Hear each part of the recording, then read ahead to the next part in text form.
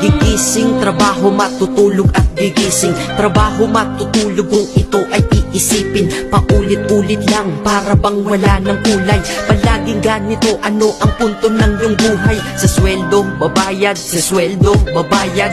Kakasweldo lang pero ubos ang pera kagad. Ito ba talaga ang binigay na kapalaran? Hindi ka mabubuhay kung hindi mo babayaran. Mahirap pala to, sana maaga kong nalaman. Para kang malayang preso pag di ka anak mayaman. Dahil aking napuna kapag bumiyahe sa umaga. Mga tao sa paligid ko hindi rin maligaya. Tayo ay mga alipin sa moderno na lipunan. Magandang kinabukasan kailangang pag-ipunan. Pero pagkatapos nun, ano ba ang kasunod? Ika'y magkakasakit, mamamatay ka ng pagod. Di ba napakalupit? Ganito ba talaga? Habang nabubuhay ka, pera ang mahalaga. Kaya magtrabaho ka, magbanat ka ng buto.